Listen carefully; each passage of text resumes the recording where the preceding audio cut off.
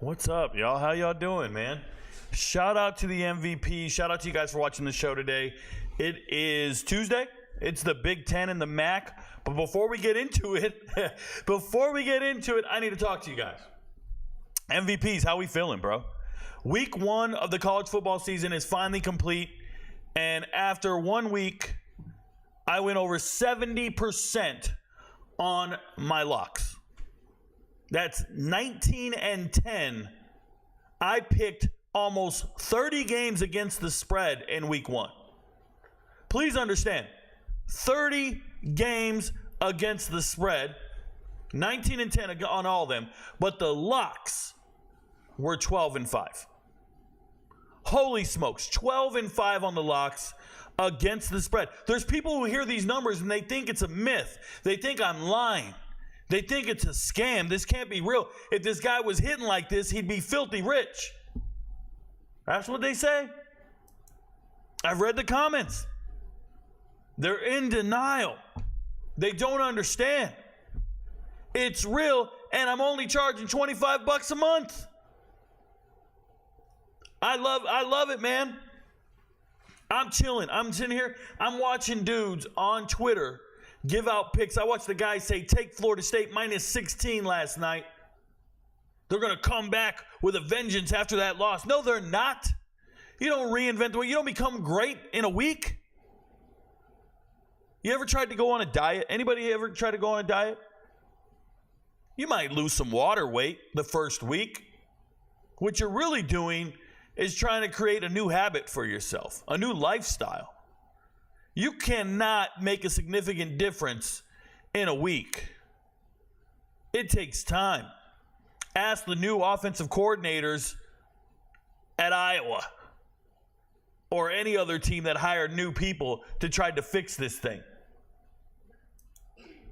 I'm telling you, it takes time.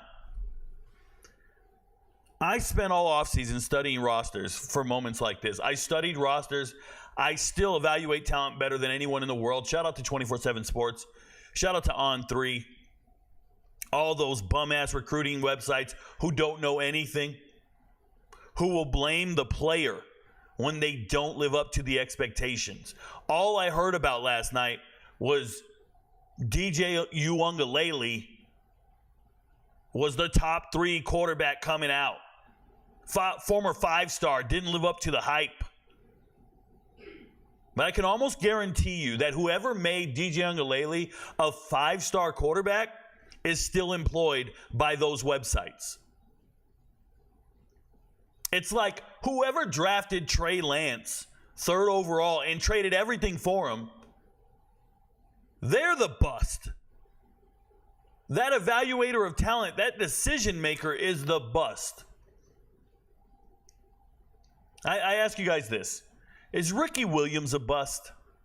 Mike Ditka traded away every draft pick he had that year to get Ricky Williams. Is he a bust because he didn't live up to the expectations of trading out every single draft pick? Or is Mike Ditka just a dumbass? Because Ricky Williams rushed for over 10,000 yards. Sounds like he did his job. Sometimes I wonder about the evaluators of talent and why they can't succeed. And when you mix the two, analytical thought processes, the ability to retain information, to deliver information, I speak assertively, but I have this gift. I'm watching Reggie Bush split carries at USC with Lindell White, who actually led the team in touchdowns. But anybody who talks, they'll tell you how great Reggie Bush was. And he was great. I watched him. You evaluated him incorrectly. You drafted him 2nd overall. You got it wrong. I keep telling you, Travis Hunter shouldn't go 2nd overall. Shouldn't go. No, I look at him like a third round defensive back. Good wide receiver. If he can learn releases and routes and a number of things. He's not quite there. He's got great ball skills. It doesn't really matter right now. There's nobody equivalent athletically across from him. I just think that it's such a cop-out when these websites get it wrong and they don't even have to really get it right. Do you guys understand the websites are not ranking the players accurately. They're not really identifying the talent. They give out the stars based upon offers. So the propensity to actually hit accurately is really simple. What school is wide receiver U? What school is DBU?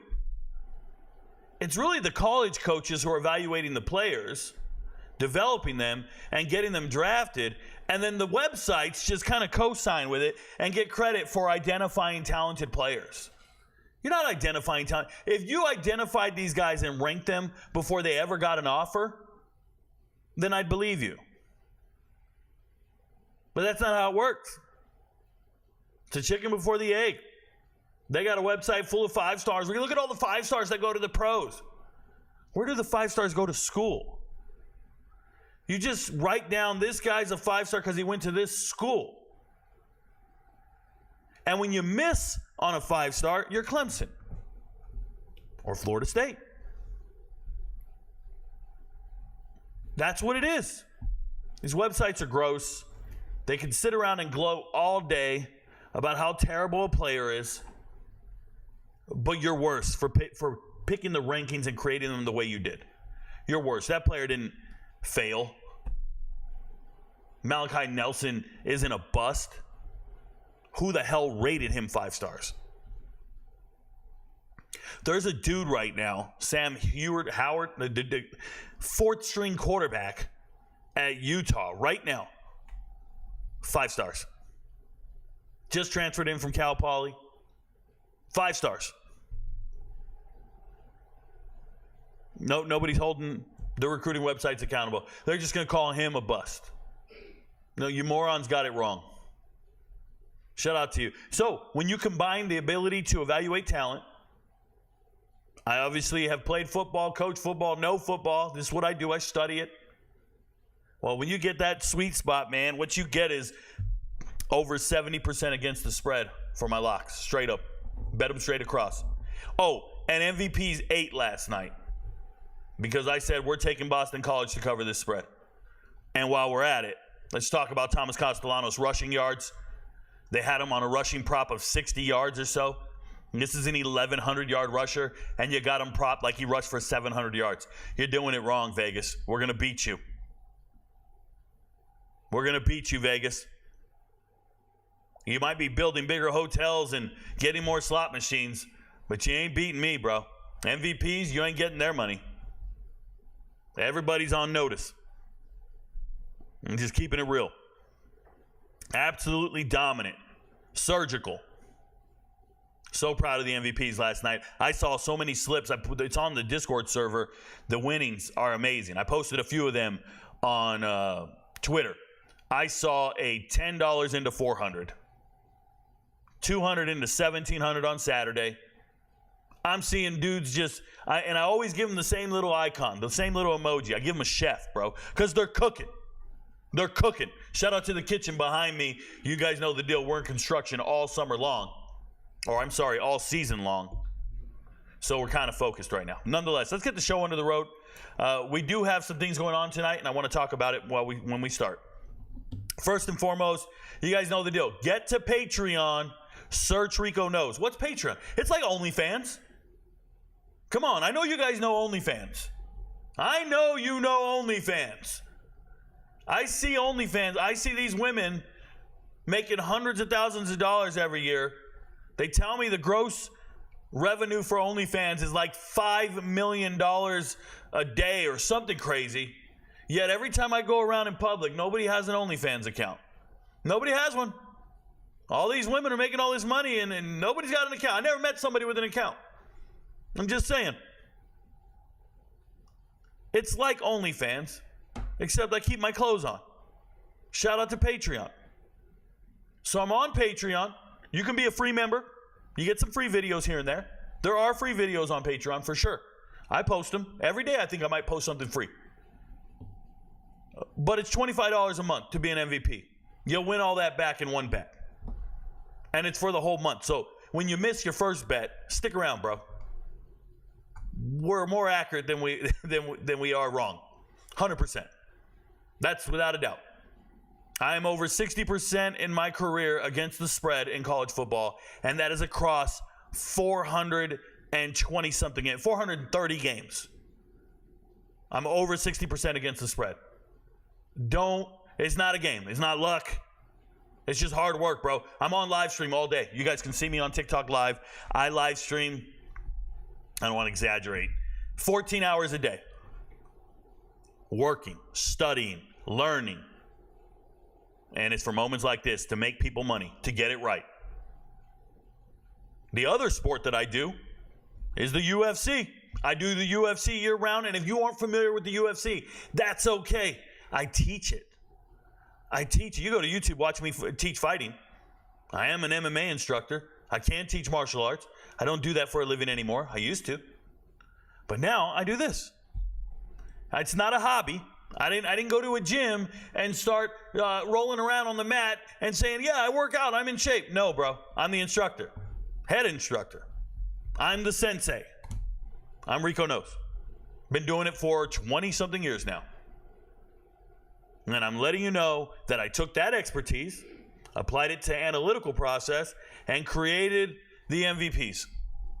And we don't miss. Matter of fact, tonight we will be doing a live stream on the Dana White Contender Series. If you don't know what that is, I'll explain it real quick. Dana White Contender Series are new fighters who are trying to make it in the UFC. They're doing tryouts. Two guys are fighting each other. We've never seen them before. We usually don't know who they are. They're off the regional scene. And they're trying to earn and impress Dana White, the president of the UFC. So they fight in front of him, and if he's impressed, he gives them a contract. I provide the picks for these fights. So far, I skipped 1 week. Week 3, I went on vacation. But week 1, week 2, and week 4, we have hit our parlays. I don't think I've missed a single Dana White Contender Series, and some of the MVPs correct me in the chat if I'm wrong, but I don't think I've missed a single Dana White Contender Series fight. There's about 5 fights every night, every Tuesday. For the next 8 or 9 weeks, there will be fights every Tuesday. I have yet to miss one. I don't want to knock on wood. I haven't missed a single fight. We have fights tonight. I will be live streaming them. If you want to know who's going to win the fights, you got to be an MVP. Get to the Discord server, get to Patreon, and there's a 23-minute video here breaking down all the fights, telling you who's going to win, what parlays to make, what props to make, everything. I break it all down. I'm the best at what I do here. Remember, UFC locks are at 82% in 2024. That's over every single fight card in 2020. I've predicted every single fight card. And yes, I've gone perfect on a fight card this year. Shout out to the MVPs. And when I say perfect, I have predicted every single winner in every single fight. That's 14 fights in one night. Got them all right. I think it was 12. This is 5, bro. I do this. So shout out to the MVPs. We're excited. That live stream starts tonight at 8 p.m. It will not be on YouTube. It will only be on the Discord server. Don't show up to the Discord server unless you're an MVP. You can't get in. The stage is locked for only MVPs. We have MVP level discussions in there. We talk about props and bets and things of that nature. So shout out to the guys. That's what keeps the channel running in the offseason for all you college football fans. And you're curious, like, whoa, why would I pay annual if the football season is only 4 or 5 months long? 4 months of regular season, 5 months with bowl games, championship, playoffs. Most MVPs are like, oh, I'm done. It's January. I'm out of here. Nope, bro. Year round.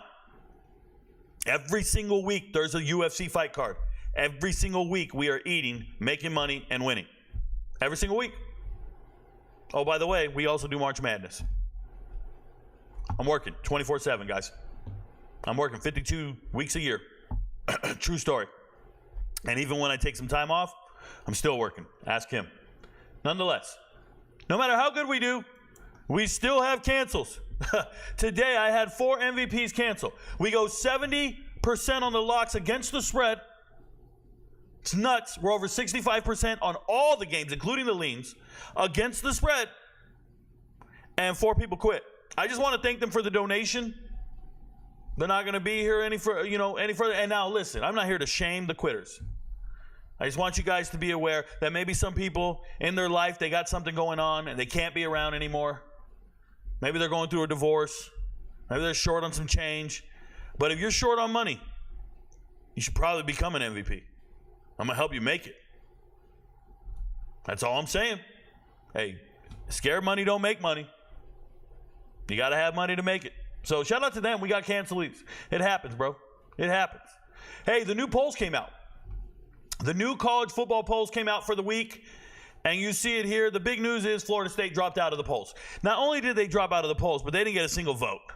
Nobody's voting for these guys. They went from 10th to you're not voted on. And what bothers me about that is we're going to now give some teams like Georgia Tech, right? You're going to get to claim for the whole world to see Boston College, Georgia Tech. Hey, we beat a top 10 team. It's going to be all over. No, you didn't beat a top 10 team. The preseason rankings got you gassed, bro. The preseason rankings they should be illegal. Because if you just watched week 1 of college football and you saw Oregon struggle with Idaho, what are we doing? How are they still a top 10 team? In the year 2024, they're terrible. They struggle with an FCS team. They didn't impress me at all. And anybody who tried to convince me that Stewart kid from A&M is great, miss me. Miss me. Every top list I did, every top wide receiver list, every top transfer list. I'm like, yo, why are these guys ranking this dude like this? Recruiting websites, they don't want to miss. If you were a 4 or 5 star kid coming out of high school, they're going to rank you high. They're going to rank you ahead of everybody else.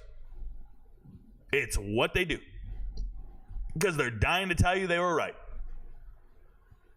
Did you guys see on Twitter the Heisman Trophy leaders?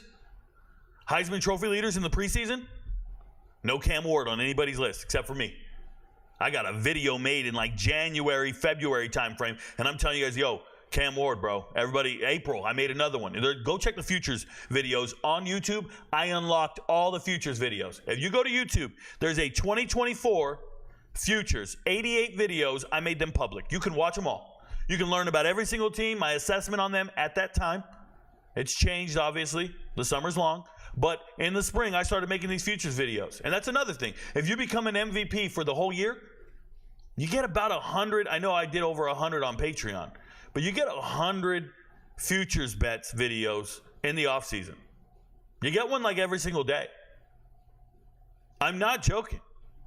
And you can start making those bets, and then you'll win a ton of money.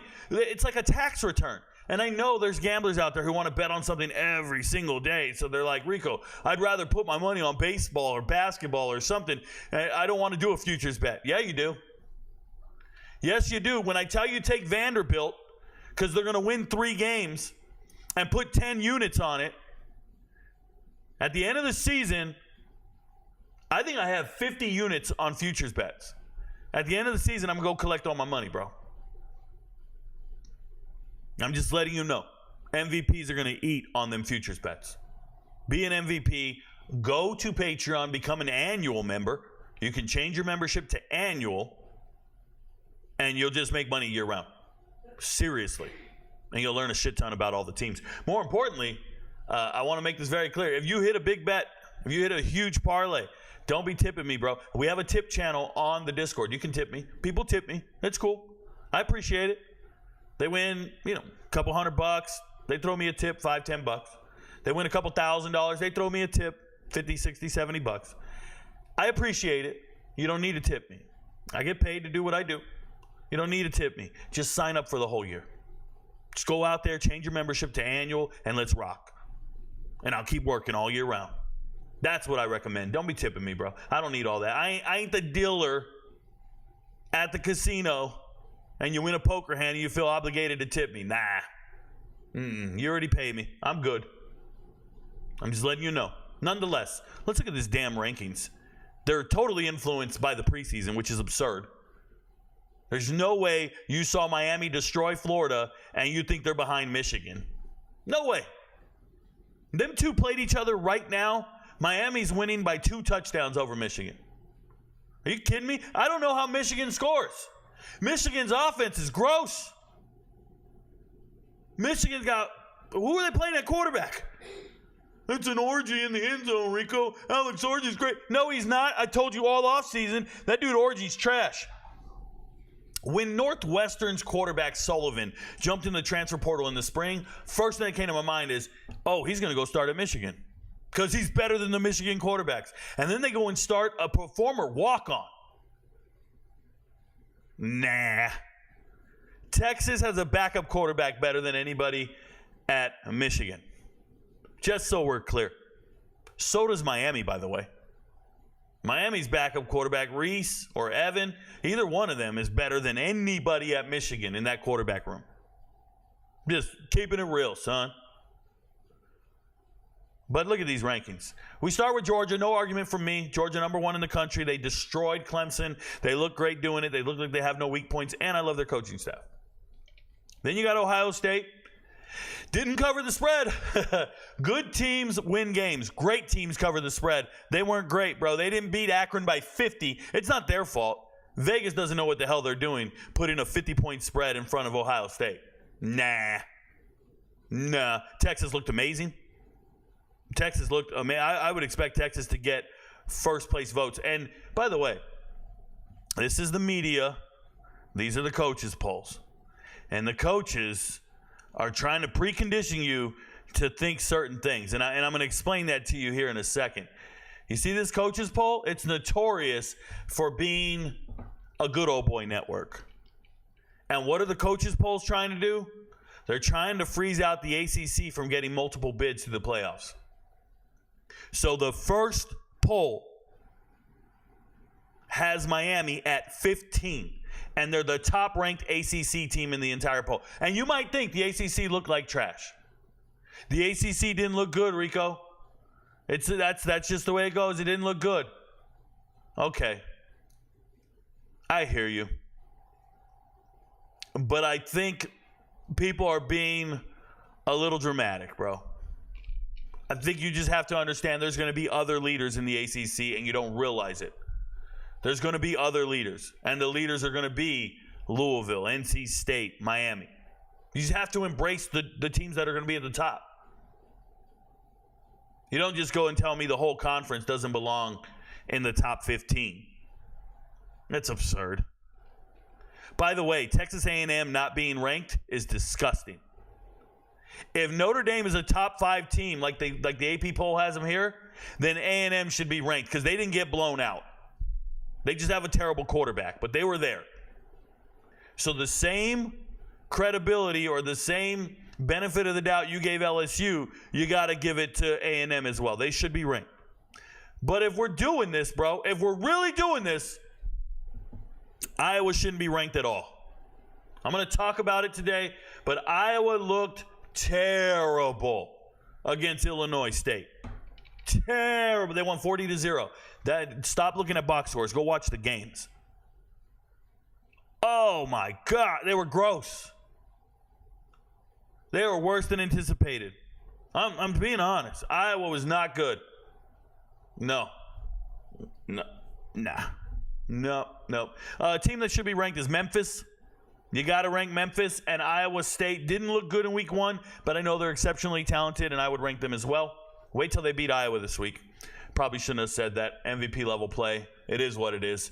Nonetheless, hey, if you guys got questions, comments, concerns on the show, whatever, go to YouTube, drop it in the chat. I always get to the comments. I always interact with you guys. I get to all the comments. We just let them build up while I'm talking about all the teams and all the other things, okay? So make sure you get there. Thank you. Let's go look at some injury updates and some news. Couple things. Seth Anderson is out for Iowa. He's a wide receiver. That's fine. It doesn't matter. They can't throw. They don't do anything. Iowa State's ready to go. Jaden Ott, probable against Auburn. I hope he's playing for their sake because they're going to need all hands on deck, and there's not really much else to talk about here. I'll leave that alone. I'm going to talk about the Big 10 results from week 1, and then I'll go to the chat before I talk about – I'll talk about the schedule, then I'll go to the chat. So, Big 10, Rutgers opens up against Howard. I want you to think of Howard as like the third best team in the SWAC or in their region of HBCU football, if you will. I think of Howard as like Penn State, right? You know how they're the third best team in the Big 10 usually? You got Ohio State, you got Michigan, then you got Penn State. That's the way Howard is. I want to say Howard's probably got to be pretty impressed with themselves being competitive for the first half against Rutgers. We were live streaming this game, so I was watching it. They looked pretty decent. I was not impressed with Rutgers. And I know that Rutgers wins the game 44-7. I know they're led by their defense. They actually scored their first touchdown was a pick six. And it's just an errant throw. But for me, Monangai was not as dominant as he should be. And Ethan Kaliak-Manis is a complete liability. They brought in Demir Miller, the FCS, one of the leading receiver from the FCS, and they brought him into the transfer portal, and they can't even get him the ball. They're just not good. I was not impressed with them at all. It doesn't move me like that. More power to them. They won. They'll figure it out. They'll keep winning, I'm sure. They play Akron this week. I'll talk about it when I look at next week's schedule, but not impressed with Rutgers right now. And especially they had a huge injury in Torre. He's injured. He's out for the season on defense. They need to really, really step it up. I didn't see a dominant defense. I saw a bend but don't break defense. Yes, they only gave up 7 points. I understand that. But it wasn't as dominant as it should have been. Like, they should have been just cracking. I should have felt it, and I didn't. I didn't feel it at all. Next game, North Carolina, Minnesota. How do I talk? Speaking of an FCS quarterback who didn't live up to the hype, Max Brosmer did not play well. I want to pull up the box score because I want to talk about some things. First and foremost, it's not every day you have a 47 QBR and you outplayed the other two quarterbacks, okay? That's really bad, but Max Brosmer did, so he didn't play great. For a team that has an amazing amount of depth at running back, they only use Marcus Major. That's disappointing because Jordan Newman's been there. He was good enough last year, and then they didn't utilize him at all. And Marcus Major's out here doing it, but it's less than 4 yards a carry. In this new age of football, that's not good enough. It really isn't. I wasn't impressed by it. Wide receivers, not utilizing your receivers. I'm going to tell you guys, Elijah Spencer used to be the leading receiver at Charlotte before he transferred over. I talk about it all the time. He had more production than Grant DeBose, who was a 7th-round draft pick, and he transfers to Minnesota, and they can't get him the ball at all. They need to figure out their continuity, their offensive play calling. They've kind of fallen apart. And I hate to say this because PJ Fleck is cool and everything. But when you lose Kenny Burns, your running backs coach, to go be the head coach at Kent State, I haven't seen any type of bounce back from that. Like, I haven't seen any production. Remember when Mo Ibrahim led the country in rushing? I haven't seen that, and I know Darius Taylor's injured right now, but you gotta plug and play and be better. I'm watching Minnesota, and I swear to you, I saw one of the most ill-prepared teams. I went back and watched this game today. One of the most ill-prepared teams in recent memory, outside of Virginia Tech, obviously. But I was watching it, and it's the first series. 3 minutes into the season. 3 minutes into the season. And you got to call a timeout because you have substitution issues. I think while on defense, you got the wrong formation on a punt. Cody Lindenberg is out of position, missing a tackle. Now, shout out to him. He's back. He ties his career high with 11 tackles in this game. Remember, last year he only played in like 4 games, but he was the second leading tackler back in 2022. So he's a leader on the defense. I really like him. Wally, I really like. Some of these guys are leaders, and they say this loss doesn't define them, but to see all those miscues in the first 3 minutes of the season, it's wild to me.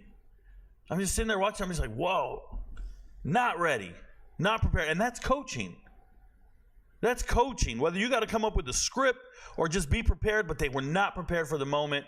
And I hate to say it because obviously, money line, I was on North Carolina. North Carolina was an underdog in this game. And I said, there's just no way. They're a better team. And I told the MVPs, go money line on this, and we were right.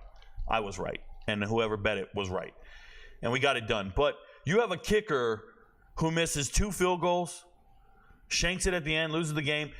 And I know he's made game-winning field goals before, and I know people believe in him, but it just felt like they were not ready for the moment, and it's just going to be a long season. It's going to be a long season. They didn't find any answers that they're looking for. I hope they figure it out.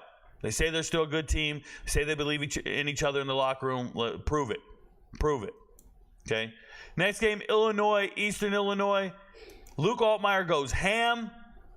He goes absolutely ham.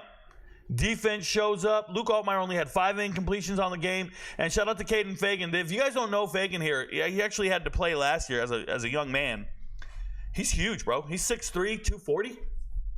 Fucking Herschel Walker, but like who's the kid? Derrick Henry? Baby Derrick Henry. He's huge. He's a problem. And in high school, he rushed for an insane amount of production because he was playing at like the 1A level. He's playing at the smallest level. I don't know if it's 1A or 6. I don't know if it's backwards or what, but you know what I'm saying. It's nice, man. And shout out to Aiden Lawfrey, the backup running back. He's not really the backup. I think Josh McCray is really the backup. But Aiden actually got to play in this game because it was a blowout, and he almost got his season total from last year. Last year, he only had about 80 yards, so he's probably got to be feeling pretty good about that. But for me, what people need to remember when you're betting on this team in Illinois and you're thinking about overs and prop bets and all this stuff is Pat Barry's going to be the alpha male in this room. He's a good wide receiver. Great wide receivers. They're huge. They're tall guys, 6'2", 6'3". They're winning jump balls. He's going to be the guy to get touchdowns. Shout out to Malik Elzy. Last year, I was getting all the DMs telling me how great he was, and he didn't quite get on the field, and here he is. It's still not enough for me. He only got 2 receptions, but, you know, there he is, and he's making plays, so he's pretty explosive. Pat Barry's the alpha male in this room. Pat Barry's great, man. Watch the tape. That dude's good. Exciting wide receiver, like him. Zachary Franklin, obviously transferred from Ole Miss, former UTSA, the all-time leader right now in career production among wide receivers in America, and he still only gets 2 receptions, 28 yards. That's not encouraging, but I hope they bring him into the fold because he's not bad. Defensively, they kind of just go out there and smother you. And obviously you're playing Eastern Illinois. They don't have Tony Romo, so it didn't look like the way they should. But it is what it is, man. Torrey Cox, the transfer from Ohio, looking the part, getting an interception. We're going to see what happens this week. They got a matchup this week, and I'll talk about it. But looked good in the season opener, for sure. Shout out to them. They got parts and pieces. Who didn't look good in the season opener is Michigan State. Holy smokes. I'm tired of hearing about bet the over, as this man was talking about. Oh, I was just talking about wins and all that. Shut up. Players, stop talking about gambling. Michigan State wins the game, and I've never seen a team win a game and lose more credibility in the process. It's crazy. Jonathan Smith needs to figure it out. I saw a lack of discipline. I saw inefficiency. They cannot contain a dual-threat quarterback. Fancher was out here running all day. Take Fancher's over rushing yards as long as he's healthy. Fancher might not make it through the whole season. That dude is out there running wild, but he's like a chicken with his head cut off. He's great. That's FAU's starting quarterback, by the way. I should have been a little more clear. Lynch Adams, the UMass transfer, shows up and steals the shine from Nate Carter. Nate Carter, we were on his rushing yards. We obviously got it wrong. He didn't get to 54, but Lynch Adams was balling out of control. Michigan State looked terrible. Looked terrible. Still found a way to win the game. That's not going to work, bro. Not in the Big Ten. Speaking of not going to work in the Big Ten, Wisconsin better figure it the hell out. 28 points. I don't think it's enough. You needed 15 fourth-quarter points to be in this position. I don't think it's enough. By the way, shout out to the MVPs. I was on Western Michigan. 23.5, I believe, was the spread. I believed in Western Michigan. I love Buckley as a running back. I told the MVPs we're betting on Buckley. He's nice. They got him wrong. The prop bet was wrong. Vegas doesn't know. Vegas doesn't know group of 5 teams. I'm over here naming players on group of 5 teams 3 deep in the depth chart. They don't have a clue who these guys are. They don't. They don't care. There's not enough money on the game for them to care. They're always worried about some big matchup. They're worried about Georgia versus Clemson. Go look at those prop bets. They're impossible to get right because they got everything. They've got it all dialed in there. Man, you get on a MAC game, they don't have a damn clue. Are you kidding me? They had EMU against UMass, and they said UMass the favorite. In what world? We didn't take the spread. We took the money line. Craziness. Nonetheless, Wisconsin looking terrible. Wasn't impressed with their offensive performance. Tyler Van Dyke needs to figure it out. I need to see Will Pauling run better routes or at least throw it to him down the field. Everything was really short. He might have averaged, what did he average? 10 yards a catch. I didn't even realize he was there. So 10 yards a catch. I need Will Pauling to do way more than that. I told the MVPs ladder him to 90 or 100. He should be balling out of control. It's a beast. And he's going up against MAC DBs, bro. Come on. Trash. Shout out to the MAC DB who got drafted in the first round this year in the NFL draft. But, yeah, it is what it is. Ohio State, Akron. We were on Akron to cover the spread. They gave them an insane number. Ohio State, though, they look like a machine. They were scoring on every single possession. They could do what they want. True freshman wide receiver shows up. Smith is out here catching 2 touchdowns. They looked the part. It's crazy Quinshon Judkins transferred to split time, but more power to you. They look like a really good team. I told you guys in the offseason it looks like Ohio State's going to win the national title. I made that declaration, I believe, in January. I don't feel that way. I don't make predictions like that. It's not even a prediction. It was just me stating that the moves they were making in the transfer portal were very indicative of somebody who wants to win the national title.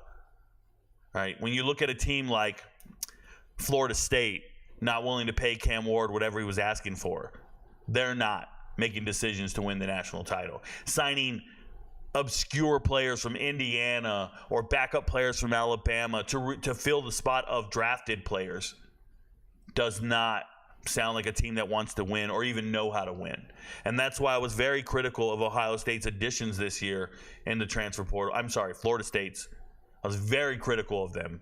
And I said, they're just signing a bunch of dudes who can't start at other places. They're not very good. Like, that's how I feel about Wisconsin's running back room. Ches Malusi's a transfer from Clemson. He just couldn't start there. Tawee Walker is a transfer from Oklahoma. He couldn't start there. So you got 2 guys in your running back room who are just bench warmers. They can't start. And you wonder why you have the limited production and don't have the explosive players that other teams have. It's because you're signing dudes out of the transfer portal that are backups from other schools. Now, it paid dividends for a team like Louisville, but you're not always going to hit, strike lightning in a bottle. Ohio State's signing starters. They're signing beasts, and I really like it. They're also developing players. Will Howard did not impress me. He never does, but more power to him. Speaking of not impressing me, shout out to Oregon. Looked absolutely dog shit against Idaho, and I'm going to tell you guys something. Oregon has to score 10 points in the fourth quarter to win this game. Guys, they did nothing to impress me. Think about this. 24 points. And they attempted 50 passes. They had 37 run plays. That's 87 offensive plays, and you only scored 24 points. Completely inefficient. Dylan Gabriel's a dual threat guy, negative rushing yards. Completely inefficient. If this was them keeping it vanilla, that's surprising to me, but 49 attempts and you only scored 24 points, not in this world, not in this day and age. That's nuts. And don't ever try to tell me Evan Stewart is the best wide receiver in the transfer portal. Stop it, recruiting websites. Evan Stewart, you're playing an FCS opponent and you look like dog shit. And I know that Idaho is a top 10 FCS team, but I'm telling you, Idaho lost their starting quarterback. He's now the starting quarterback at Oregon State. They lost their starting running back, Anthony Woods. They lost their best receiver. He left early. What are we doing? You can't beat these guys? Wild. Absolutely wild. They got it done. And you know what else is crazy? They got it done. You had 2 interceptions. 2 interceptions and a fumble recovery, and you still only put up 24 points. Gross. Absolutely gross. Wouldn't have them in my top 10 in a million years. Penn State, West Virginia. Speaking of top 10, Penn State. I told you guys. I told MVPs, hey, I evaluated West Virginia. Love them. I'm a big fan. They don't match up well with Penn State. Can't even go there. Don't want to hear it. Don't tell me about no spreads. Don't tell me they're going to win the game. Oh, Rico, it's in Morgantown. I don't give a shit if it was in your backyard. Penn State has monsters. They're very good. Only 2 teams are beating them most years. Not these other teams. And they showed out. And the thing that impressed me the most was obviously they had some deep threats. This kid Wallace the third, fast, big, strong, and Drew Aller hit him in stride. You guys know I'm not a Drew Aller guy. But he hit him in stride, and they got it done. And they looked dominant doing it. West Virginia is not terrible. I had them winning, I think, 7 games. Pretty sure. If you go watch the Futures Bet video, it's on YouTube. It's free. You can watch it on the Futures playlist. It's on Patreon, but you can't watch it unless you're an MVP. Shout out to Patreon. You just can't change videos permissions very easily. I could do that pretty easily on YouTube, not Patreon. But nonetheless, I love West Virginia. Love all their players. Support them completely. Think they're doing great. Shout out to Neil Brown. But you aren't going to beat Penn State. And that's why I told the MVPs it's not happening. Next game, Michigan. They actually played a pretty decent team in Fresno State. Remember, I believe Fresno State's the best team in the Mountain West. I believe they're winning that conference. And they went out there and they kind of hurt Mikey Keene, man. Mikey Keene looked terrible initially. Really didn't get it going. But my goodness, did they have to go to Mullings to start running the rock? I thought you had a guy on the cover of EA Sports, and everybody told me he's the best running back in the world. Oh, Rico, did you see him in the national title game? Yeah, I saw him with a bunch of other NFL guys out there. All those dudes are gone. Your coach is gone. Your aura is gone. Your aura is gone, bro. You ain't got it. 20 points at home against Fresno State? Nah. And shout out to Fresno State, man. As long as you get out of that game healthy without injuries, it's good news. I'm with it. Shout out to Michigan. I think they have the worst starting quarterback in the top 10. They shouldn't be ranked in the top 10, but they got the worst starting quarterback in the top 10. I think Michigan comes crashing down. They have a great defense, but they can't beat a number of teams. No offensive production whatsoever. Speaking of no offensive production, man, I'm really good with these segues. It's like I'm on ESPN. Speaking of no offensive production, Iowa sucks. Cade McNamara throws for 251 yards and 3 touchdowns. Go watch the game. Watch the game and see how many wasted possessions there are. See how terrible they are. When they play an equivalent team, somebody good, it don't look good. I don't like Iowa at all. They looked hapless.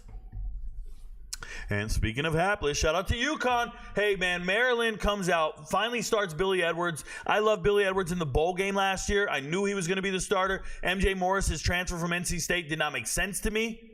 I knew he couldn't beat out Edwards. I want to say I talked about it in the quarterbacks video. Go back and watch the transfer portal video. Man, I want to pull it up in the middle of this show right now and just to see what I said. I really do. I'm curious to see what I said, but I know what I said. He's not better than Billy Edwards Jr. So Billy Edwards beats him out, gets the nod, and goes out there and dices these homies up. It's beautiful.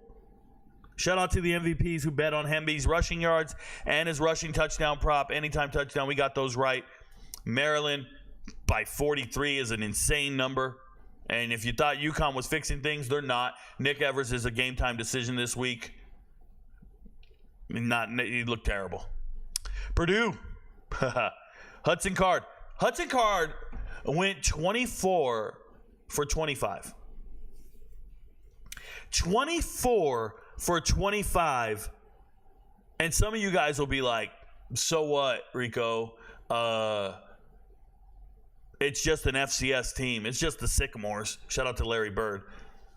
And I'm sitting over here going, no, 24 out of 25 in passing? You can't do that on air. Like if you were running plays in pregame warm-up with no defense, just running plays on air, and you try to complete 25 passes in a row, someone's going to drop something. Someone's going to miss the throw. Not Hudson Card. He's a beast. And I told you guys this before the game. I believe in Jamal Edrin is who I talked about. Jamal Edrin's going to be a household name. There he is, 4 catches, 59 yards. One day you guys are going to all learn about Jamal Edrin. But it didn't matter. Y'all better learn about everybody. Because this man went out here and completed 24 out of 25. That's absurd. You can't do that playing in the backyard with your son, bro. Go play catch with somebody you know. Somebody's going to drop it. Not here. Beautiful, beautiful, beautiful. Shout out to Reggie Love III coming over, the transfer from Illinois, meeting back up with his old coaching staff. And Devin Maccabee still being that great, awkward running back. Devin Mockabee, high school hurdler, by the way. Was a pretty decent high school hurdler, just so you're aware. And I think what matters here and what we have to see is how improved is this defense. I think, personally, there's Jeffrey Emba, transfer from Auburn last year, 2 years ago, whatever it was. Former number one player coming out of the JUCOs. Kendrick Breedlove got on the field. That's wild. He starts for them, right? But this Ojada kid looks great on tape. I won't even try to say this man's first name. I wrote about him on Twitter probably about a month ago when they asked me, what's the blackest name you've ever seen in football? What's the blackest name you've ever seen? I said, this one right here. But, hey, how about the Dylan Thieneman, to me, the third best safety in America? He's white. Get down with it. And Marcavius Brown, complete stud on tape. These guys are awesome. They have good players. Ryan Walters is the head coach. That's the man making 0 stars in the first-round draft picks. They have a great pedigree of developing players. I hope they figure it out. Purdue's got a daunting task ahead of them. But if you got Hudson Card, who is a dual-threat quarterback, by the way, if you got Hudson Card out here willing and dealing like that, 24 out of 25, I'm so impressed. Can't imagine that type of efficiency. That's nuts. Had to be some record. I didn't check, but it got to be a record somewhere. Indiana, FIU. You guys know I'm really high on Indiana. I think that they improved their team so immensely in the offseason with the transfer portal. I've talked about it all offseason. I really, really, really like Indiana. They looked like they were in cruise control. You ever been on the highway and there's somebody in the slow lane, like going 55? They got their cruise control set, and they don't give a shit what you're doing. You can ride them. You can do whatever you want. They're not moving. They're going 55. The limit says 55. And they're not budging, and they're just going, hey, that's Indiana's offense for me. It just didn't really look that great, but they're just going. And they're going to get to their destination when they get there. No hurry. Elijah Green did not have a good day. It says 5 carries, 82 yards, but it's because he broke for 51 at the end. By the way, we were on FIU because I believe in their defense, and we were covering the spread until that last 30 seconds remaining in the game. He broke for a 51-yard touchdown. Seriously, we had the game won. We had it. We recovered. This is a bad beat of all bad beats. The record would be even better. The record would be even better. Shout out to FIU. Their defense is good. Their offense, complete trash. Nebraska, going out here and dominating UTEP, doing what they wanted to do. I'm thoroughly impressed with Nair. Obviously, I've known Nair for many, many years. He's coming back from an injury. Big guy. And I think he's going to abuse Travis Hunter this week. You can't cover this man. They better get him some help. Nair's a pro. Wake up. And Rayola's out there lacing it. He looked fine, but it's UTEP. Shout out to them. Running back efficiency. I'm just going to say this, and I don't mean to be rude, but it feels like they're forcing the ball to Gabe Irving Jr. Like, you can convince me Gabe Irving Jr. is your best running back, and he gets all the production, and he gets the carries in the red zone and all this stuff. But when I watched the game, they all look good.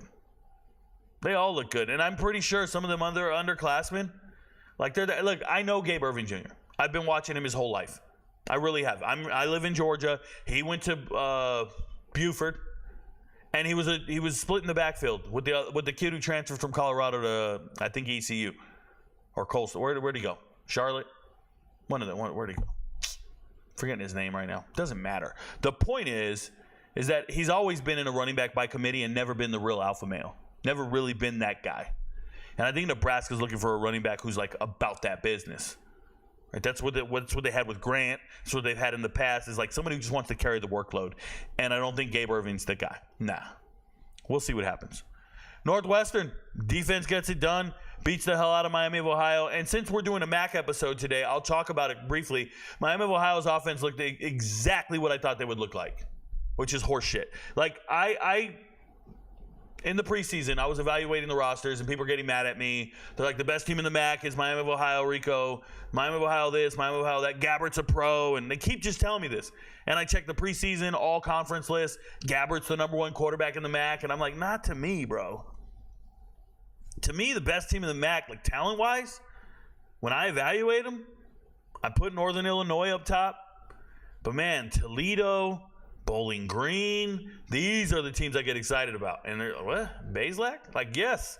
Miami of Ohio looks like they lost Rashad Amos, and it looks like they lost a lot of what they needed.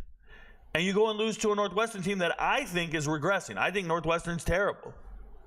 And they absolutely dominate you and make you look silly. Absolutely dominate you and make you look silly. 2 interceptions. The only guy that was even doing anything is Cole McDonald, the transfer from Michigan State. Okay. He's been there 2 years now. But he's a punt return. He's a return guy. Out here getting 100 yards. Nobody else. And you're losing to a guy named Mike Wright who used to start at Vandy and I think he only started at Vandy. He didn't start anywhere else as far as I'm concerned. But Mike Wright's beating you. Miami of Ohio, that's bad. Speaking of bad, UCLA. UCLA looked terrible. No identity against Hawaii. I went back and watched this game today. Tell me how Ethan Garbers is your leading rusher. You have a all-time great running back as your head coach. Deshaun Foster is Mr. Running Back. If you guys don't know, Deshaun Foster went to Tustin, rushed for over 3,000 yards his high school year. I remember his CIF championship game. They were playing the Tustin Tillers. Yeah, Tustin Tillers were playing Santa Monica, the Eagles. It was the wide receiver is the kid who went to Colorado.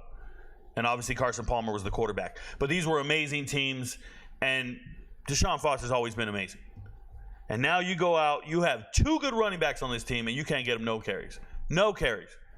They didn't even try to run it. And they didn't score in the first half. It was terrible. Hawaii's out here throwing to the Ashlock dude again. By the way, Ashlock's going to hit the transfer portal after this season. Somebody's going to pay him. He'll go to Texas. Somewhere in Texas. He's going to Texas. He's so good. And I told the MVPs ladder him last week to 100 against Delaware State, and he didn't do shit. And then here he is against UCLA, and they didn't even give us the prop available to ladder him. What a beast, though. He is a beast. Ethan Garbers getting it done. They win the game. Not impressed. Washington. I guess they're impressive, but not to me. I'm going to tell you guys Washington's got a problem. And, oh, by the way, I wanted to talk about Bryce Kurtz. He's going to be the number 1 receiver at Northwestern for you gamblers out there. He's going to be huge. Trust. I wanted to talk about this one. Washington. I saw them getting top 25 votes, which is absurd to me. Obviously blowing out Weber State, however you want to pronounce it. But look at this right here. They allowed 100-yard rushing. A 100-yard rusher at 6 yards a carry. They allowed a 100-yard rusher. I'm so proud of Adam Mohammed, the transfer from Arizona, Tucson kid, was going to go to Arizona. Coaching staff leaves, goes up to Washington. He decides, I'm going to go up there. So he transferred in the winter. But I obviously we know Jonah Coleman's good. But you can't stop this guy? You can't stop Blackstone? Blackston? Get out of here, dude. Stop that nonsense. Shout out to Giles. Been in the program for a couple years now. He's a transfer. I believe he started off at Michigan, if I remember correctly. But him and Boston, they'll be doing their thing. They didn't get to play much last year, so they're probably excited they're there. But these are 6-string wide receivers at Washington last year. They were behind the 3 draft picks, Jeremy Bernard, 5th, 6th-string wide receivers, and they're your starters. I'm not impressed with that, man. Congratulations to them. But you're not about that life. You're not good like that. You're just not. I didn't like it. Not impressed. Not impressed. So that's the Big Ten in a nutshell. Next week, coming up, Indiana versus Western Illinois. These are weekday games, so I don't talk about them on this podcast because they're MVP locks. I'm going to pick those games and apply them to my record, just so you're clear. I'm going to apply those 2 games to my record, so I won't talk about them. Texas versus Michigan, that's an MVP level lock. If you want to know how I feel about this game, become an MVP. Go watch the Week 2 list. I already have the Week 2 chart out, and I already explained it in depth. We do a final Week 2 chart on Saturday morning. I do a Saturday morning live stream, MVPs only. You can't get in the show. It's nowhere to be found. It's only on the Discord server for MVPs on the stage. So if you want to know how I feel about this game and who I'm betting on and what I believe in, become an MVP. Bowling Green at Penn State. The spread is 34.5. That's a pretty big number, but I think Penn State's so dominant, they're going to go out there and hurt somebody. They really are. That feels really good for me. I still love Harold Fannin Jr. I still love everything Bowling Green's doing. Penn State's mean, bro. Their front seven's not playing. Just let them. They're at home. Yeah, it's going to be a problem. Rhode Island and Minnesota. Maybe Minnesota gets back on track and figures it out. I'm waiting for that spread. Obviously, FCS games, they don't give you the spread right away. Rutgers at Akron. They're giving Rutgers 22.5 points against Akron. Akron's entire team is defensive led. So is Rutgers. I don't really care about like any of this. I just think that the under's in play. It's 38.5. I still think the under's in play. Iowa State and Iowa. Speaking of the under, look at that. They got it 35.5. MVP level play. I won't talk about it. Michigan State, Maryland. Everybody's expecting Maryland to blow them out. They got it at -8. It was -11 earlier. -8 is here, 43.5 points. I think in this particular game, I would take the over. I would take the over in this game. I think Maryland's pretty explosive. They look the part. They could throw downfield. Michigan State looks like they're a problem. I would take the over. Michigan State can still score. Right? They have a good rushing attack. They have a good coaching staff. They'll figure it out. But I would expect both these teams to score somewhere around the 25 range. So the over-under for me is around 50 in that game. EMU against Washington. They're expecting Washington to go out there and beat them by 4 touchdowns. Beat them by 4 touchdowns. I don't know how I feel. I don't feel that way. I think EMU couldn't run the ball effectively. I like EMU at 27.5 points. I'd probably tease it to like 35 to get you another touchdown. But I like EMU in this game. It's not on the chart. Obviously, if I'm talking about these games, I'm giving you guys picks. It's not on the chart. Wisconsin and South Dakota, we'll see what happens. Hopefully, Wisconsin is hitting on all cylinders. Kansas, Illinois, that's an MVP level lock. Western Michigan, Ohio State. They're giving Ohio State 38.5 points. I think Western Michigan has 0 chance of staying within 38.5 points. I like Ohio State to go out there and win that game 45-0 or something like that. Nebraska, Colorado, not on the chart. Give me Nebraska 7.5. The over-under is 57.5. I really like the over. I really like the over. I think Nebraska's going to walk right through those dudes like a hot knife through butter as far as their running backs go. Nebraska's got a whole stable of running backs. They're going to use them all. And Colorado is going to be able to move the ball. They can just throw it. They can just, drop back, throw it. I think it's a shootout. Anytime Colorado plays, I like the over. Boise State and Oregon. I'm sorry. Yeah, Boise State and Oregon. Oregon's 19-point favorites. After what you just saw against Idaho, now we're like, hey, they're going to hit on all cylinders. Maybe Oregon only hits on all cylinders when they have access to your catapult. When they have access to your film.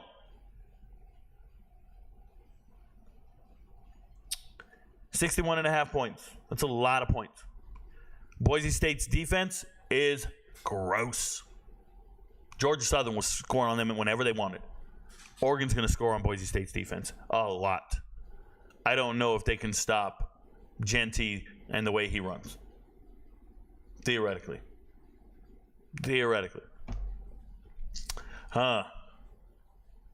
I like the over. USC, Utah State. I believe that's an MVP level lock. I won't talk about it. So, those are the matchups. I'm going to go to the chat now, and then we'll talk about the MAC after the chat. Thank you guys for being here tonight. If you're watching on TikTok, move over to YouTube. Come drop a comment, a question, anything. I'm here for you. I want to interact with you. If you're watching on the Discord server, thanks for watching. Move over to the YouTube link, and you can ask me questions, and I'm going to answer them live on air. Here we go. So, let's go back and interact with this and scroll it up. Shout out to you guys for being here. Willie Bobo says, what's up, MVPs? Get ready to double up here on the RicoKnows Show. Yeah, thank you so much. We are going to double a unit tonight. We're going to get the UFC fights right for Dana White Contender Series. Please, become an MVP. You'll win some money. Schmitty says, good afternoon, Rico. I'd love to know your opinion on Nebraska using 4 running backs in the first game. A bit much, isn't it? Putting the term running back by committee to a new level. No, so it's not a bit much at all. You got a blowout victory over UTEP. Let everybody play. If you don't give these guys playing time, they're going to hit the transfer portal and leave. So you got to get everybody involved. Let them all feel like they're a part of it. But you also need to identify who your alpha males are in that room. You need to identify what running backs are willing to just move the pile, take on a defender, catch the corner, get the edge, whatever it is. Who's better at pass pro? You got to figure all this stuff out in game time. We got to figure it out. So, no, I'm cool with it. Play all your running backs. That's fine. Not a problem to me. And they all looked really good, too. Kairos MMA says, shout out to the MVPs and shout out to you, Rico, and shout out to Lil Boozy. Lil Boosie. Is that a rapper? Anything little. I don't know anything about it, bro. I'm a grown-ass man. But Lil Boosie, huh? I wouldn't know him if I saw him in the crowd, bro. I'd probably shoulder check him and tell him get out of my way. Harrison Sandberg says, become an MVP, y'all. If you're not an MVP, you don't like money. Hey, some of these guys don't like money, bro. I can tell you that right now. Some of these guys don't like money. They married the wrong woman. They don't like money. They're at a strip club right now. They don't like money. They buy cheap cars. They buy cheap food. They don't like money. It's a lifestyle. It's a series of decision-making. Poor decision-making. Adam Barrick says, made good money last night because of Rico. Shout out to you, Adam. You pulled the trigger, man. It was all you. I appreciate you guys for being MVPs. David in Arizona says, hey, Rico, what a great last weekend. What a great last weekend, right? I am really enjoying all the data you provide. Shout out to the MMA fighters that call themselves Mr. Deep. If you guys don't know, there's an MMA fighter. He's got over 60 fights in his career. He's 51 years old. I watched him fight. He's 52 now. I watched him fight at 51. He got his ass whooped. He's an Asian fighter, and his name is Mr. Deep. I don't know about you guys, but no Asian should be claimed to be Mr. Deep. I'm just letting you know. Some got lost in translation, but ain't none of them dudes Mr. Deep. Nicholas Blystone says, thank God you keep your clothes on. True story, man. When I was on TikTok initially, just out there thirst trapping all the ladies, I used to do my live streams with no shirt on all the time. I used to dance. I'd get up and dance for hours. I'm a hip-hop dancer. I can actually dance. I had about 15,000 women following me. That was the start of my TikTok, was just thirst traps, workout videos, dance videos, and 15,000 women following me. And there's Kim showing up on the camera because she heard me talking about it. No, shout out to you, sweetie. Thank you for being here. She's all smiling. No, she's shy. But nonetheless, I'm being serious here, is I used to only go out and do my thing. And my clothes would come off, bro. Clothes would come off. But once we started talking sports and the majority of the following became males, I have no desire to take my shirt off in front of men. You know, I always get called fat and obese. It's so crazy. I get called fat, obese, you're unathletic, you're this, that. Like, these kids have no earthly idea. I wish I could meet them, but I'm not going to take my shirt off to prove the point.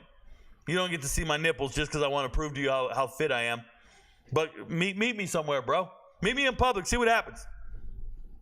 I'm chiseled out of this world. Shout out to me. Get them out of here. Shout out to you, Mr. Redkins. The quitters, huh? Memphis about to cook FSU. I've been saying it all summer. I believe in Memphis wholeheartedly. Rico is legit. It's like a craft factory over here because we're making cheese. Who's eating craft cheese, bro? Shout out to you, Jay Lou. I appreciate you, brother. I had a great week 1 for college football. Congratulations. Kenneth Wynn says, finally someone calling Oregon out. Yeah, they look terrible. Hunter Darling said, blackjack dealers be killing us, Top. I don't know anything. I've never played blackjack in the casino. And the only reason is because I don't want to be blamed for doubling down at the wrong time or splitting or asking for a hit. And some dude on the other end of the table starts blaming me because he's losing, because I got his card and all this other shit. So I don't even bother. I only play Hold'em. I only play poker. And I do tip, but I win a lot. I'm a really good poker player, so I win a lot. I like to play in tournaments, making final tables, things like that. Sitting there in a cash game, like 1-2 no limit, it bothers me because then you don't know what people's bankrolls are. You might raise it $20 before the flop. That's nothing to some people. They won't even respect the raise, and they're going to call you with the 3-7 offsuit, and you lose the hand. You just can't get them off it. You can bluff whatever you want. So that's why I like tournament play. Everything's a little more civilized as long as there's not rebuys. I'm talking too much about gambling. I'm just letting you know. I'm a poker player for real. Just switched to annual. Jay, what up, baby? Jay Ralston, you won't regret it, man. I appreciate you. Thank you so much for becoming an annual member. Jay Lou says, does Iowa's head coach not being there hold any weight? Not at all. He's never been on the field. Kirk Ferentz never been on the field 1 second. You not being at the game, he doesn't call the plays. His damn son's been calling the plays for the last couple of years. He didn't make a difference then either. Nah, Kirk Ferentz not being there doesn't change anything for me. What up, Rico? What up, Dirty Harry? It's a little redundant. I feel you, bro. Let's go USC. Shout out to Willie Bobo. He is a diehard USC fan, and he didn't have to die at all. He was celebrating out of this world. Anthony Raimundo Barron says, why do you think revivers transfer after putting up large numbers to then move to a team where they don't get them the ball? Receivers. Okay, you mean receivers. So, I think a lot of these college players are getting bad advisement by agents, parents, family members, coaches, and graduate assistants. I'm going to tell you that there are graduate assistants out there. Their whole job is to find the best 85, to help coach find their best 85. So player personnel and recruiting directors, I talk to all these guys in my DMs on Twitter, and it's pretty simple, man. Like when you see a guy get 80 receptions in the group of 5 and he transfers to a Power 4 school and becomes the 5th string wide receiver, you say to yourself, what a terrible decision. He ruined his career. But the coach knew exactly what they were doing. What they were doing is improving their 5th string wide receiver position. They have no desire to play you. They just need you there because you make their roster better. And at the end of the day, this is a job. And the better your team is, the more likely you are to win and keep your job and maintain your standard of living. So they have to do it. So now what you see is these players are going to chase NIL money. And I think that's okay. I think it's okay. The amount of players who don't make it in the NFL is astonishing, right? So if you get a chance to make some money off of your football ability, go ahead, do it. So if you're taking an NIL payout that's more than you would have gotten at another school, I don't blame you. Make as much money as you can off of your football ability. But just understand that your career, your notoriety, and like you're not going to make the College Football Hall of Fame. You know, I talk about that often. I look at these guys. I'm going to give you an example. Jacoby Criswell is a quarterback. He's 3rd string at North Carolina right now. 2nd string now because Max went down. But he's the 3rd string quarterback at North Carolina. He's never played in college. Like, he just hasn't. Might have played a couple plays here and there. He hasn't played at all. He's great in high school. 4 stars, back-to-back state champ. He gets to North Carolina, and they got him 3rd string behind Drake May and Sam Howell. So you can't beat out Sam Howell. He goes to the league. You can't beat out Drake May. He goes to the league. And then you transfer back home, go back to Arkansas. You can't beat out KJ Jefferson. And then you find out, well, they're not going to start me here at Arkansas, so I might as well hit the portal again. You go back to North Carolina. Dude's whole college career has just been sitting on a bench. And I'd imagine for him to go back to North Carolina, maybe he got a little paycheck. Maybe. You know, these numbers are exaggerated immensely. I actually got a screenshot about NIL collectives, and the numbers will blow your mind. Everything you hear on these websites is just fictitious. Absolutely fictitious. They drop millions and they talk about this and every player's getting it. No, it's all. I know the guys who run the NILs. I know the guys who run the collectives. Literally know them. And they're giving me their data and they're like, Rico, everybody's lying. And I'm just shocked. But I'd imagine Jacoby Criswell maybe got some money to go back to North Carolina. Maybe. Walk around, change, a couple $1,000. I don't know. That's more than he would have ever gotten in his life while playing football. Because what he could have done is gone to the FCS. You're at Arkansas. He could have went to Arkansas State. You just won 2 state titles in Arkansas, and you're chasing Power 4 after Power 4 school. You went to North Carolina. You went to Arkansas, back to North Carolina. You're convinced you can play in the Power 4. You've never seen the field. It's been 4 years. You could have went to Arkansas State and had a Hall of Fame career. Literally could have threw for 3,000 yards every single year. I look at the College Football Hall of Fame. It's right here in Atlanta. The College Football Hall of Fame's in Atlanta. I've been to it many times. Obviously, I know every player in there. I study everything. I know everything. And I look at the induction classes and the guys who get voted in, like this year. Look at all the nominees this year. Go search them. Go look them up. It'll be like some guy from Houston, some dude from an FCS school. He probably didn't make any money off of his football ability, but he had a Hall of Fame career.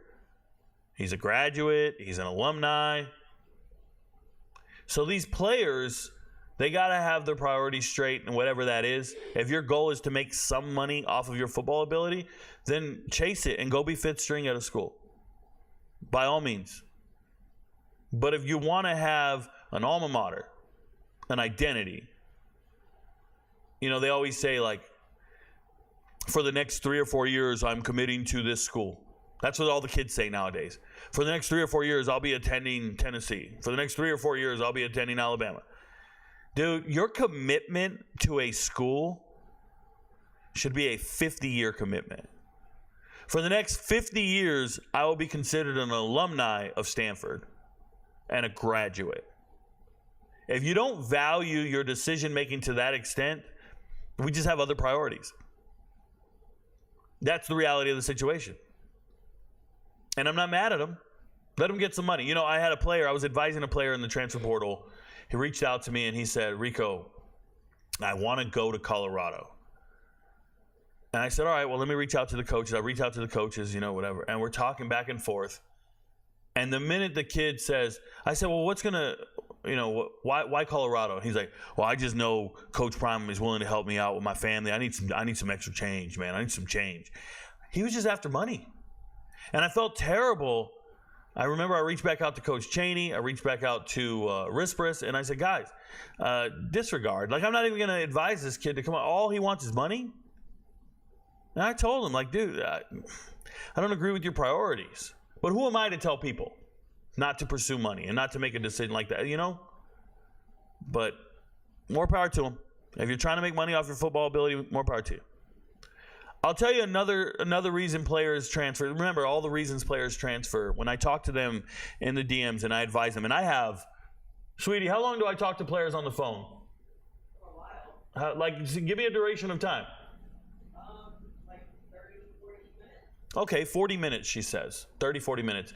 I want to tell you, I had a phone call with a young man who's in the transfer portal for 2 hours trying to advise him on where he should go. And then I talked to his mom.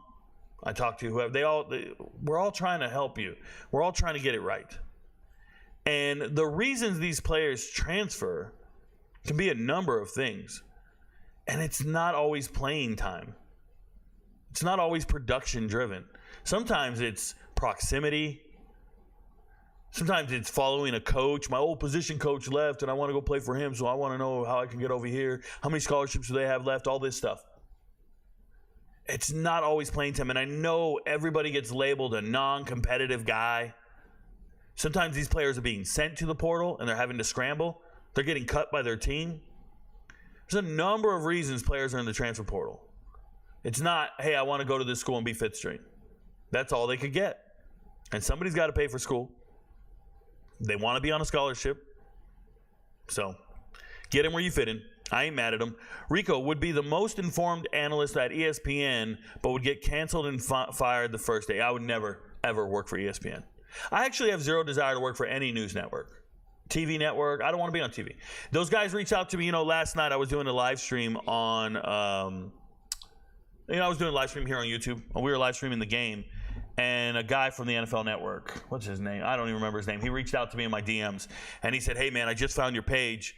Love the content. Great stream. And I understand, like, all those TV guys, when they find me, they want to talk to me. I got agents galore and all this stuff. Dude, none of that shit moves me, man. The autonomy and the freedom to live my life is priceless. It's stress-free. I would never want to answer to somebody. Those guys on ESPN, they'll tell you got to wear a tie, go to the studio, you got to move here, you got to be closer to this, go to this. They got meetings, production meetings. Guys, I do this show ad-lib every single day. There are no notes anywhere. There's nothing written down. I'm just off the cuff. I have a gift. When I hear Kamala Harris talk without a script, without somebody in her ear advising her, I cringe a little. Because I'm like, why can't you do what I do naturally? Why can't you just talk, bro? Just give it to me straight. Just talk. I can freestyle rap for like Fucking 5 minutes straight without a mess up, without an error. I'm sure there's a video of me rapping on YouTube somewhere. I'm a freestyler. I can just think while I'm going. I'm Harry Mack 2.0. I can just keep doing it. So when I'm doing this show, I don't like the scripted topics that they want to talk about and the bullshit. And I hate debate TV, bro. Debate, the whole process of debating sports became a thing. First and foremost, what ESPN did wrong, they did two things twofold. They phased out all of the journalists and replaced them with former athletes, which they thought would make it more credible, and it's not. They're just a bunch of ignorant people who get to talk in front of a mic, and this whole new generation thinks they're great because they're used to seeing them play. They literally don't know anything. They haven't analyzed a damn thing in their life, and now they're here talking about some shit. You know, it's like you can't teach me how to play basketball, Kendrick Perkins, because you were just naturally 7 feet tall. I don't want to hear what you have to say about any sport. You're just a big guy. You hit the genetic lottery. I like to find more dynamic people, more skilled people, more educated people, and you won't see that at ESPN anymore. They phased out all the journalists, only former players. That's all the shows. And then they bought into, oh, we need to go debates. Okay, you take this side, I'll take this side. Let's argue. LeBron or Jordan. Let's do that show fucking 20 times a year. Let's go Brady and Mahomes. Let's do that. It's the worst thing you've ever seen. The absolute worst. I'll never understand debate sports. I'm into educate. I'm here to educate you. Anytime somebody shows up in the comments and starts trying to debate me, I'm just like, oh, you're not going to teach me anything. Dude, go do your own show. Go to somebody else's, go to your platform and start hitting record. I tell you guys this all the time. That's all I ever did. All I ever did was turn on my camera and just start talking. Just a dude in his living room talking. Remember, I had a hater once say to me, you're just a fan with a spreadsheet. That's what he said to me. I think he said it to me a year and a half ago. Maybe 2 years ago, babe?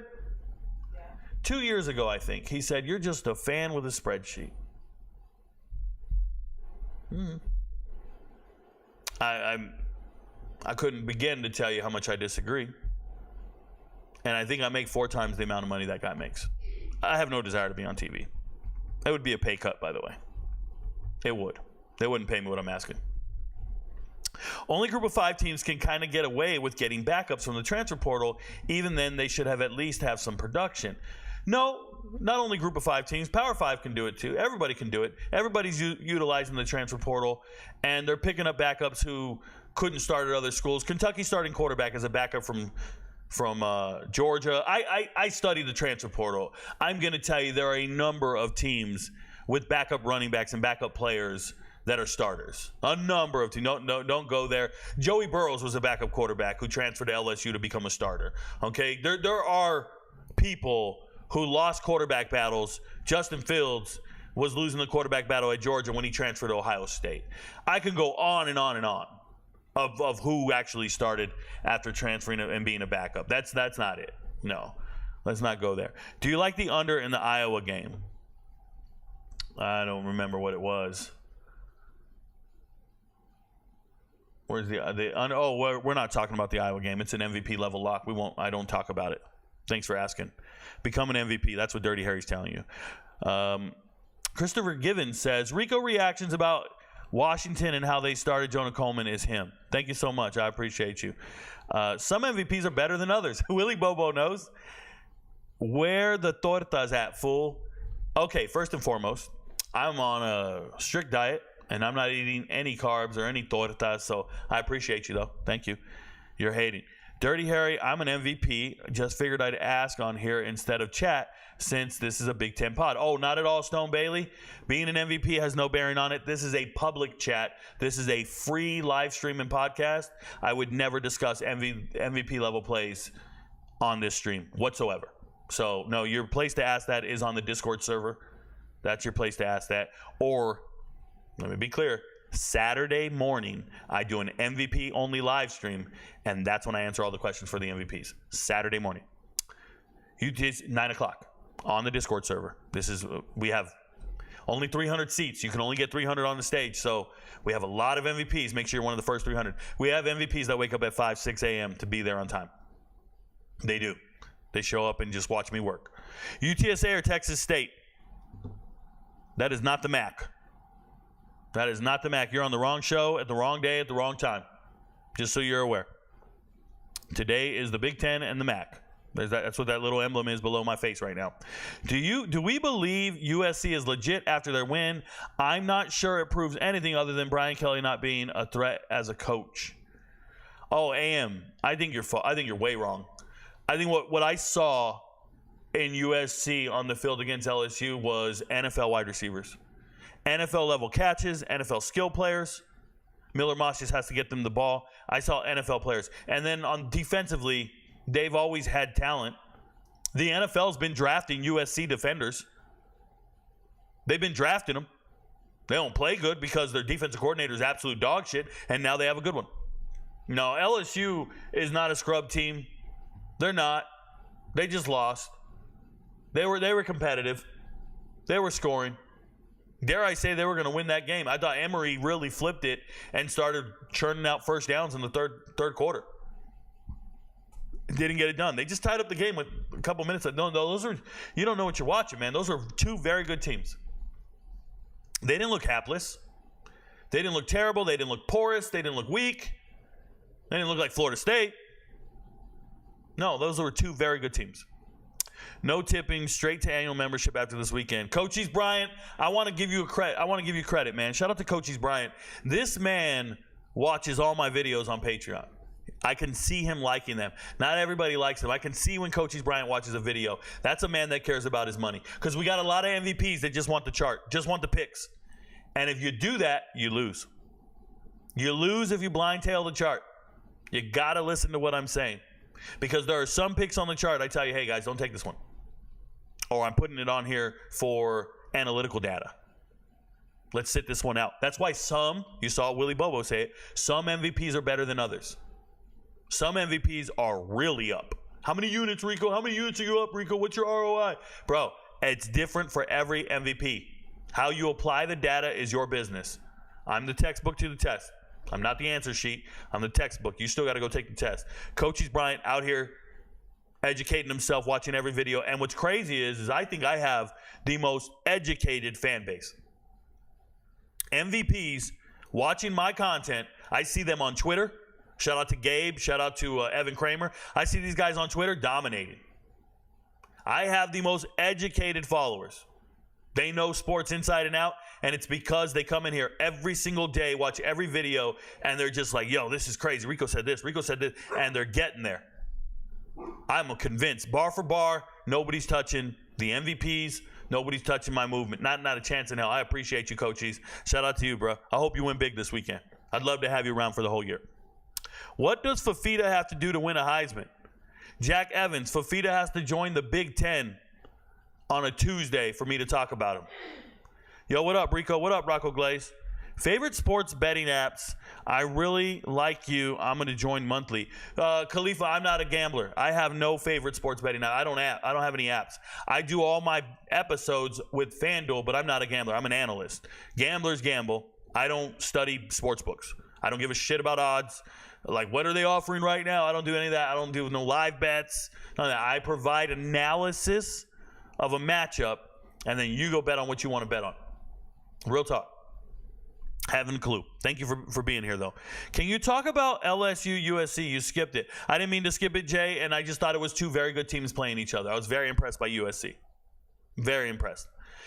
Do you think CSU quarterback actually got offered $600K? Well, once again, that's the Mountain West. I'm talking about that on Friday. You can show up Friday and ask that question. Rocco Glaze, what's up? What's your take on USC next game, Rico? Did I skip it? Oh, it's a MVP level lock. We're not talking about it. Roy Hodges become an MVP. Has he talked about Nebraska, Colorado yet? Yes. Rewind the show. Come back and watch it at 2.4. If you ever show up late to the show, start the damn live stream over. And then put the playback speed at 1.5 speed. And just watch. And you'll catch back up with us. That's real. We're here. Is the Oregon game worrisome? I would say so. I would say so. Let's see what happens. MVP stand up. What up, Terrell? I've been following you a long time now, and I don't know why I haven't become an MVP. Tonight's the night. Jack Evans? Tripping, bro. Show up tonight. Dana White Contender Series. We're going to win money. That's crazy you haven't been following me being an MVP. All right, guys, I'm going to jump to the Mac now. Keep throwing your questions, comments, concerns in the box in the chat. I will get to you. I promise. I will get to you. But let's talk about the Mac. You guys need to learn about them. This is how we make our money because we know the Mac better than Vegas. So you need to learn the Mac better than Vegas. First and foremost, shout out to Buffalo beating Lafayette. I did not see that coming. I was on the wrong side of this. I took Lafayette money line, and they looked hapless. They actually looked absolutely terrible, and Buffalo looked great. I still think Buffalo sucks. I'm still convinced. Bowling Green looked exactly like I thought they would. They run back the opening kickoff 100 yards, and then they just go out there and dominate Fordham. I love everything Stewart's doing. If you haven't watched, as long as Stewart's healthy, if you haven't watched Terrion Stewart play, he's great. Harold Fannin Jr., that's a pro. And Connor Bazelak, he's a transfer. I believe he used to play at Indiana. Connor Bazelak he's serviceable. Not very good, but he's serviceable. And when you've been a starter for multiple years, you become better at your offensive scheme. They need to figure that part out, but Harold Fannin's the leading receiver on this team. If you're ever doing over props, believe in these two. Just be careful who they're playing. Like, they got a daunting game coming up this week, but still. Central Michigan. Very interesting to see Central Michigan go off. First and foremost, Joe Labus, however you want to say his name, he's a transfer from Iowa. He's always sucked. So Central Connecticut has to be absolute dog shit. If you get a chance on a Saturday to bet against Central Connecticut, do it. They got to be one of the worst FCS teams in the world. They lost by 56 points to a team that I don't think is great. Central Michigan has a great head coach, Jim McElwain, former Florida head coach. He knows what he's doing. They have a team here, but it's nothing that I would get overly excited about. We'll see what happens this week. I think this week is a sit and learn type of week for them. Toledo. We hate betting on Toledo. We hate what they're doing, but at least they got the ball to Newton. Last year, I was severely disappointed in Newton's production or lack thereof because DeQuan Finn just couldn't get him the ball. Gleason knows, yo, I got to get it to him, and we got it there, doing the damn thing. Shout out to Toledo. Dominated against Duquesne, not a big deal. And we'll see what Toledo does this week. Western Michigan, like I told you, they can do the damn thing. They're decent. They're decent. Probably the fifth best team in the MAC for me.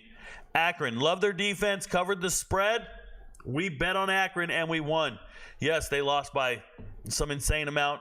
They look terrible, but those two field goals really came through in the clutch. I appreciate Akron for who they are. Kent State, we know exactly who they are. Kent State is gross. Kent State can't stop anything. They got absolutely molly-whopped. Shout out to my kids. They don't know what that means. I used molly-whop around them, and they started looking around. I said, okay, they're mid. Kent State's mid, which I don't think is true because mid means average to me, but they say mid means terrible. So they're mid. Kent State's gross. They're still as gross as they'll ever be. And here they are, getting blown out by a Pitt team that everybody's kind of convinced doesn't have all the dogs they need to play in the ACC, yet Kent State's still really bad. EMU, we took it money line. I told you guys they're better than UMass. No doubt in my mind. Cole Snyder transferring in from Buffalo, new starting quarterback. He's still good. He gets a lot of production in the MAC, by the way. And then Dilbert Mims coming in. He's a transfer from North Carolina State, if I remember correctly. And he went out there serviceable. I like EMU's running backs, by the way, the whole running back room, all the way down to JT Brona. Like, I know the whole running back room at EMU, and I like it. Speaking of running back rooms, Ohio impressed the hell out of me. I think they're a terrible team. I think they lack a lot of talent. Tyrus, bro. Tyrus, transfer from Northwestern, shows up and goes for 200 yards.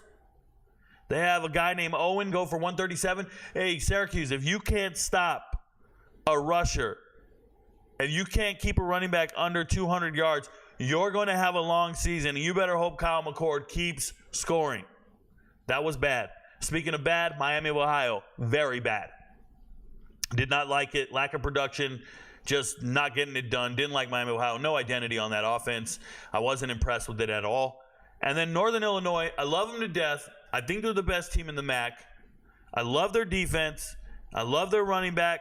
And Terry Brown's been around for a while, 1,200-yard rusher, pretty dominant. This kid, this Hampton dude shows up, and I don't know Ethan Hampton like I should. Obviously, Rocky's been their starting quarterback for a while in Lombardi. He just graduated. So now we got Ethan Hampton. Been around for a while. Only been there at Northern Illinois. Look what he did, bro. He did 18 for 20. Kind of looked like Hudson Card. 5 touchdowns. Completely unstoppable. And then I go turn on the tape, and I start watching the game. I have the games all saved. If you didn't know, I rewatch all the games before I do this podcast. I rewatch all the games every day. Put up 2 at a time. Put them at 1.5 speed. I can go back and rewatch all the games. I usually watch them when they're live. You guys know this. I watch at least 4 at a time on YouTube TV. Shout out to YouTube TV and ESPN Plus, who makes my job possible. But I went back and watched this game, and I got to tell you, Northern Illinois, for having a defense that I really believe in, they didn't play as dominant as I thought they should. No interceptions, no real dominant. But my God, we can't take anything away from this game. We cannot be impressed with this game, not even a little bit. Because Western Illinois is the worst team in Division I football. You got FCS, FBS. So all the FBS teams, the worst team in the FBS is either Temple or Kent State, right? Everybody agree with this? That's 134 teams. Kennesaw, maybe. Kennesaw State, Temple, Kent State, down here. Okay, those are all terrible. UMass. Then there's 128 other teams. And that's the FCS, Field Championship Series, 1AA. FCS, still Division I. There's 128 teams over here. And that's South Dakota State, North Dakota State Bison, Montana State, all those stud schools, right? And you just keep going down the 128, and you get to the last 128th team, and you get Western Illinois, the Leathernecks. They are gross. In the last 4 years, they've won 4 games. I think they're 4-38 in the last 4 years. They haven't won a game in 2 years. So they went 0-11 the year before, last year and the year before. They've never won anything. They got a new coach. Nathan Lamb looked fine. But they are the worst team I've ever seen. Like, they're just bad. So I don't know what I learned from this. We're going to have to learn about Northern Illinois this week. Just so we're clear. All right. Games coming up this week for the MAC. It looks pretty daunting. Bowling Green playing Penn State. Doesn't look good. Don't match up well. Akron against Rutgers. I think it's a low-scoring game. Missouri State, Ball State. I'm on Missouri State money line. There's your free pick for this week. I'm on Missouri State money line. Missouri State has this running back, Jacardi Wright. He used to play at Kansas State. He's been here a while. I love Wright. And Ball State's trash. This is Ball State's first game this year. I think they're really bad. They could impress you, but listen, when Ball State started the season last year, at the beginning of the year, they were using Samanza, the freshman quarterback, true freshman quarterback from Mission Viejo. Samanza's the starting quarterback, and they're getting blown out in every single game. Then they flip over to that Kelly kid, who's really a defensive back, and then they're competitive in some games and actually win some down the stretch. But Marquez Cooper's gone. He was their leading rusher. He just rushed for over 200 yards in week 1 for San Diego State. Shout out to them. So Quez is gone. Quez Coop's gone. And I looked at the Ball State guys, and I just started doing assessment, and I'm just like, oh, my God. These guys suck. So I'm curious to see what the spread is. Maybe we got to take the points. But I like Missouri State to be in this game against Ball State, man. We'll see what happens. I like Missouri State. Kent State better win this game against St. Francis, or they're not winning anything. There's Notre Dame and Northern Illinois. Remember, I love Northern Illinois' defense. I don't like the way they match up with Notre Dame. Notre Dame, they look fast. They look mean. They look aggressive. For them to do that to A&M on TV in 4K in front of me, I was impressed with Notre Dame. I really was. Shout out to them. Washington, EMU at Washington, it is what it is. UMass at Toledo, that's an MVP level lock. I won't talk about it. Central Michigan at FIU. Central Michigan favorites by 6.5 points. The reality is how does FIU score? FIU doesn't have a very good offense. Central Michigan just put up 66 points last week. My goodness. South Alabama, Ohio. Whoever loses this game is going to be really down in the dumps. They're going to be 0-2, and they're going to be probably the best 0-2 team in the group of 5. Whoever loses this game will be 0-2 and the best 0-2 team in the group of 5. Real talk. Buffalo at Missouri, not a chance in hell you can believe in Buffalo. Not even a little bit. Western Michigan at Ohio State should be easy. So that's the MAC. They're just out here collecting paychecks, getting beat up. All right, I'm going to jump to the chat one last time, then we're going to end the show. I'm going to take a break, and I will see you guys tonight at 8 o'clock on the live stream on the Discord server. Make sure you get there to watch Dana White Contender Series. But let's go to the chat one last time. TikTok, if you're watching, move over to YouTube. Come ask questions. I'm there. All right? Shout out to you guys.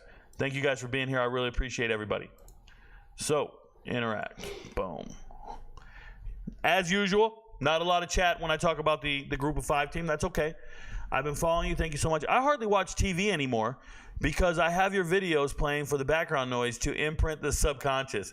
Coaches, thank you so much, man. I have a TV. I'm telling you that I can go weeks without it ever turning on. I don't even watch I watch live sport events. But if there's no live sporting events on, especially like basketball season, oh my goodness. Kim and I are watching some TV shows, documentaries and stuff, but I'll never watch TV, man. There are MVPs who just watch me on live stream, listen to the music, and just have it on in the background while they're working. They just have me in their AirPods while they're working, and they like to hear me make my videos because you guys know I record them. By the way, I record all my videos, generally one take. One take. I'm the one take king. Every now and then I'll start over because I get mad at something. I'm a beast, yo. I'm a beast. Shout out to you, coaches. I'm glad you're here, bro. What MAC school do you think has the best offensive front? And does Ohio belong in that conversation? Well, according to their production against Syracuse, they belong in that production. But in my assessment, when I did my talent assessment on the best offensive front, meaning offensive line, there were only 2 schools that really stuck out to me offensive line-wise. And that was Miami of Ohio and Northern Illinois. And a lot of it had to do with their production last season. Remember, I'm evaluating the players on the roster, and when I go turn on the tape, I'm looking at 2023 tape. And if you remember, I want to say they had 1,200-yard rushers, both teams, in comparison to the rest of the MAC. Whereas I can see Bowling Green and Western Michigan have really good running backs. I don't credit the offensive line. It looks like really good running backs. On the flip side, when you start seeing a guy like Penny Boone go from the bench at Maryland to 1,200 yards in the MAC, you have to start thinking to yourself, man, how bad is the MAC? So sometimes these offensive lines look dominant when they're playing each other and they're playing in the MAC, but they look dog shit awful against other teams. And I think that's the case when I looked at Miami of Ohio this week. They still have a very good offensive line. They just did not look good against Northwestern. Remember, Northwestern won 8 games last year. They went to a bowl game and beat Utah. Northwestern went from 1-11 to 8-5 in one season, 8-5, 9-4, some crazy shit like that, right? So I think it was 8-5. So they got a team, man. Bill O'Boyle just came in as their offensive line coach. They're moving the chains. Shout out to Coach OB. He left Colorado, former Kent State head offensive line coach. You know, a lot of people saw Colorado's offensive line suck, and they wanted to blame the coaches. No, it's those players. Those players don't start anywhere. Those players aren't any good. So it is what it is. But Northwestern is a little more daunting and a little more impressive than Miami of Ohio. But we'll see what happens over the next couple of weeks. We still got to learn about these teams. Every single week, I'm gathering information and learning. When you guys see a game not on the chart, meaning I didn't pick it against the spread, and I give out the take here during the live stream, that means I'm still learning about those teams. That's what it means. I haven't made up my mind yet. And that's going to happen throughout the season. We just keep doing it. We keep accumulating information. True story. What up, Rico? Solomon Davis looked really solid for CMU last weekend. Definitely going to keep an eye on him each week. There you go, D-Dub. That's a fact. But remember, I saw who they were playing against, went back and watched it, and it was a massacre. So I hope it works out. Thoughts on Dante Kent? Rocco Glaze, I got nothing, man. I owe you an answer. I don't have any thoughts on Dante Kent. You know, a lot of people think I'm Googling my stuff. A lot of people think I don't really know the team. But if you're an MVP, you watch me on live stream for 12 hours a day. and I just start screaming out players' names and stuff. And nothing here is Google. So I owe you an answer, though. I don't have an answer on that one. It's not often I get stumped in my my Q&A sessions on my live streams. Probably happens once every blue moon. So I owe you an answer. I'll go back and watch his tape specifically, and we'll see what I think. RicoKnows, I appreciate you. Hey, guys, thanks for being here. Thanks for always being an MVP. Thanks for always watching the live streams, supporting the platform, educating yourselves on sports. Remember, your friends don't know, but Rico knows. I'll see you guys tonight at 8 o'clock on the Discord server. Shout out to the MVPs. And I'm gone.